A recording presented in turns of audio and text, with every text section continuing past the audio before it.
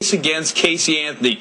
We just got copies of videotaped interviews between law enforcement and Casey Anthony's parents, George and Cindy. Tony Pipitone has been going through them and joins us now live on the set. What have you been able to see so far? You see some real tension in there in this room, the small interview room between George Anthony and law enforcement. A lot of what they talk about is already known, but there are 5 DVDs of police interviews where detectives try to crack the bizarre fantasy world that Casey Anthony erected around herself. Already we see that George Anthony had his doubts for months about Casey claiming to work, but was told by Cindy, his wife, that he wasn't a detective anymore and he should just calm down.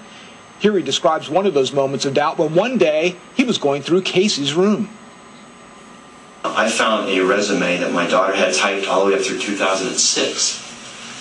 And my daughter showed that she was employed, which I know she was from 2004 to 2006, either through Universal or Color Vision or Kodak. That I can verify. I know that because we've met these people that she worked with, or my wife has, or I've talked to them on the phone. At 2006, she wrote down, or she typed out in her nice resume, nanny. So Casey did admit, at least in her resume, that she was in fact Caylee's nanny. Soon after she abandoned the job, she'd been working for a photo subcontractor at Universal Studios, Florida.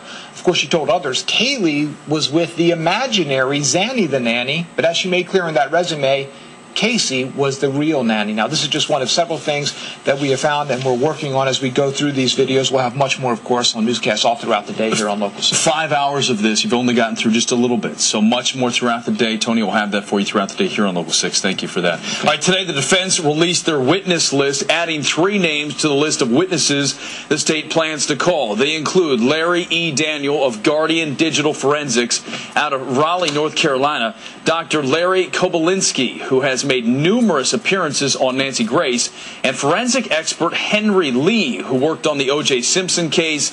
Last week, he actually had a chance to review the evidence investigators collected from Anthony's car. Now to a possible Caylee sighting. Take a good look at these 2 pictures you're looking at side by side. Mike DeForest, live in our newsroom. And Mike, where was this recent, I assume it was a fairly recent photo taken? We don't know if it was recent or not. We don't know much about this photo, and that's what makes this all so puzzling. A private investigator working on behalf of the Anthony family released this photo of what they're calling a possible Caylee sighting.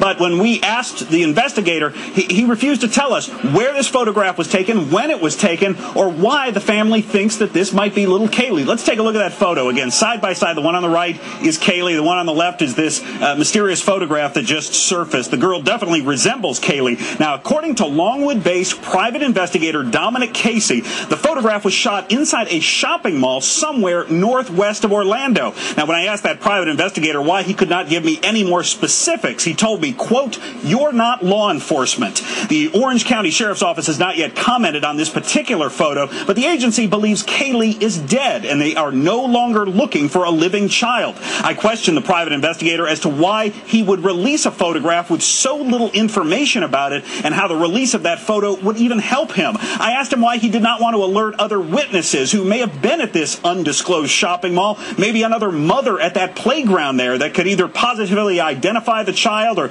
point him to where this little girl might be. But the Anthony's private investigator told me that it would be inappropriate to disclose that information. Dominic Casey then refused to answer any more of my questions. Now, originally, the Anthony family had planned to hold a press conference today, at which time they were going to explain why they feel little Caylee is still alive. But last night, the Anthony family abruptly canceled today's press conference. Coincidentally or not, that cancellation came right after the Anthony's family attorney, Mark Meejame, resigned from the case, said he did not want to represent George and Cindy Anthony anymore, didn't give any specific reasons other than just saying that he needed more control over his clients.